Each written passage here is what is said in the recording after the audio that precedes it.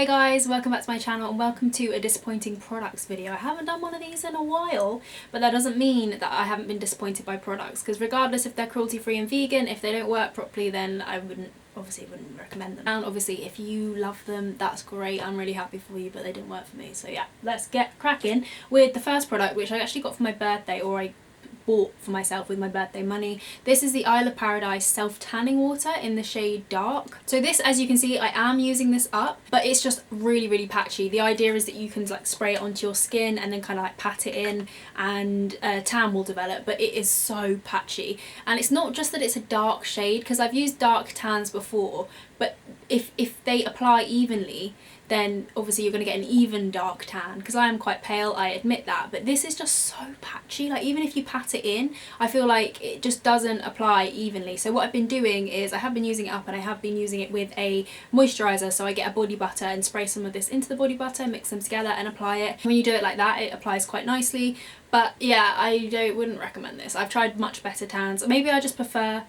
No, because I love the Eco Tan tanning water. I was going to say maybe I prefer tanning lotion over water, but I do really like the Eco Tan tanning water, so just like I wouldn't recommend this one. And the smell is nice, but it's just very fragrant. Like if you've got sensitive skin, or if you're sensitive to fragrance, I wouldn't recommend this either. So yeah, that was a bit of a disappointment, especially considering how expensive this brand is, because it's not cheap. A couple of base products that they're just not good. Like they were disappointing. The first one being the Pixi by Petra, what is this called? Pat Away Concealing Base in the shade Cream. So I think this is the lightest shade they do. I love the applicator of this. I love these kind of chunky applicators that everybody seems to be coming out with at the moment. Elf have come out with one recently, which is about £5. This is not £5. This is an expensive brand. Obviously Pixi is kind of like middle of the range. Like it's not at drugstores, but it's also not super high end. You can get it in M&S, and they do have loads of vegan options, and they are cruelty free, but this just creases quite a lot. It's disappointing because it creases, and I'm pretty sure in the product description it says it's not supposed to crease, but it does crease. Even if you set it, it creases. And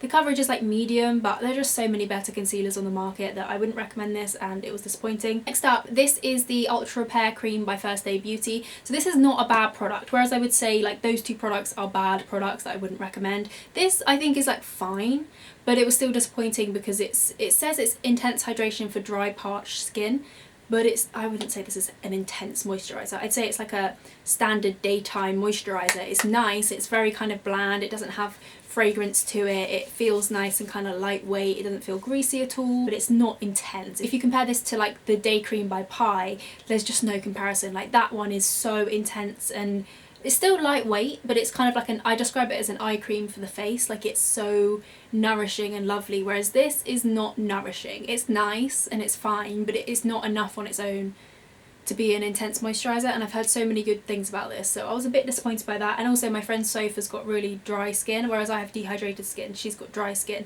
and she doesn't like this either. She thinks it's overrated. Another cream which I just hands down didn't like, this by contrast was very greasy. This is the Be Restored Night Cream by Superdrug. This is just really greasy. I wouldn't recommend it. I don't love Be skincare. I definitely prefer their makeup to their skincare.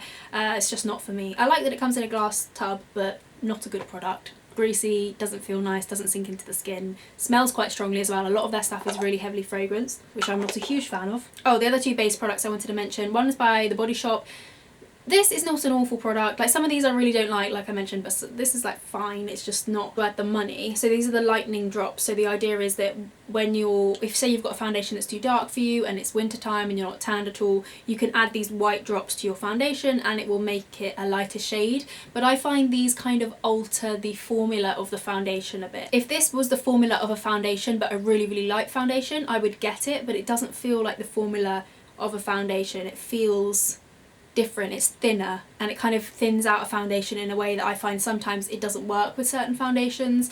I think the concept is good, the fact that you can, you know, adjust your foundation without having to buy loads of different foundations and waste, you know, like go through loads of them at a time for when you're different sort of shades throughout the year. I think that this is a good concept, just not really my favourite. Wouldn't purchase it again, and a bit disappointing. And then this is a similar concept but darker drops. These are by the brand Technic, and these just are so bad. Like the undertone of these is grey. You mix this with a foundation and it goes grey, and it looks like quite a warm brown shade, but it's grey. These are really bad. Next up, a product from Pacifica. I do like the vast majority of stuff I've tried from Pacifica. I do really like, but this is their Stunning Brows Eyebrow Gloss and Set, and it's a clear brow gel basically, but oh, I don't like this. I just don't like the applicator. You can see that I've used it quite a lot. The applicator's way too big. I think it doesn't apply the product very nicely. I don't really think it works all that well. It doesn't lock the brows in place very well. All round, it's just not a very good brow gel for what I want in a brow gel, which is obviously making the brow hairs stay in place. I like something that's a bit more brow building. I like something that tints the brows. So obviously this is a clear brow gel. I knew what I was getting in for, but it doesn't hold them in place very well, and it's a bit goopy, and like I don't like the applicator, so this was disappointing. I don't really know whether I should mention this because I only got this in a Petit Vour box, but this is by the brand Denormal, and I mentioned this on Instagram. I just don't get this. It's a lip and cheek tint, but there's literally no tint to it. It's like a lip balm, not even a tinted lip balm. Like there's nothing, there's no pigment, there's nothing there. Even if you dig your finger into it, it's awful. It's just not a good product. The other little pot I wanted to mention is by B. This is their long wear gel liner. I really like the vast majority of B makeup, but this is just not good. This is so dry, and I don't typically love gel liners, although I did used to have one from Maybelline that was quite nice actually. Maybelline are not a cruelty-free brand, but I did used to quite like that one. And I also had one from Elizabeth Arden, which was again not a cruelty-free brand, and that was okay as well. Like I'm not completely against gel liners. Like I get, basically if you haven't used one of these before, you use an angled brush, dip it into the product, and you do like a winged liner like I've got on today, but kind of draw it on with a angled brush as opposed to a felt tip, which is what I usually use. This is just really dry. It kind of crumbles and flakes. It's probably the weakest product in their range in my opinion. Not good. And then the last two products I wanted to mention, one is by Lavera, and this is an eye makeup remover. It's supposed to be for sensitive skin, and this brand actually is supposed to be a more natural drugstore brand. I don't know if that's just a bit gimmicky or quite what. I don't know much about this brand because I think they're German, but I saw this in a natural, I think it might be Whole Foods actually. It's not very good at removing eye makeup, and it's also not very suitable for sensitive eyes because it stings really badly. So this was a massive no-no. Like it fails on every single front. Not good at removing makeup, stings your eyes. It's not what you want. So yeah, don't recommend that. And then the last product, which it's not like don't recommend it, but I just don't love it, and it was kind of disappointing. This is the Sea Spray Hair Mist by Lash. I do like some of their products, but it's just sometimes their products, they're just so expensive, and then they're such disappointments. Maybe I'm trying the wrong products. Maybe I am. But this was definitely a disappointing one because it just kind of matted my hair. It wasn't like a lightweight salt spray. I also feel like you could easily make this yourself. Does anyone ever think that? Like with Lush products, sometimes, or not even just Lush products, a lot of products in general, you could make them yourself. I didn't love what this did to my hair. It didn't give it that sea salt, beachy kind of look. It just made it quite matted. I do think that this is quite a popular product in their range, if I'm correct, but for me it was just disappointing. Didn't like it. I prefer other volumizing products and other texture. It's not a volumizing product, it's a texturizing product, I guess. I don't like this. And then the other product I kind of wanted to mention, just because it was disappointing. I didn't hate this. By the brand Rhythm 108, and you can get these in Sainsbury's, I'm pretty sure, but it's their Super Coconut Swiss dark chocolate bar with coconut and oat filling. I just thought this was going to be like a Bounty, which I love. I used to love Bounties. That kind of texture of the coconut was just so nice, but this is not.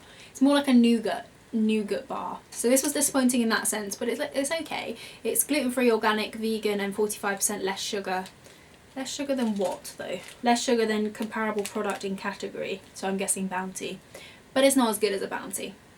They need to come up with vegan Bounties because that I would be all over. But yes, that is that. Those are a whole load of products that I don't personally enjoy. They disappointed me a bit. And yeah, if you want to see some more positive vegan and cruelty-free content from me, then maybe give this video a thumbs up and subscribe if you would like to, but you don't have to, but you can if you want. And hopefully I shall catch you in my next video. Bye guys.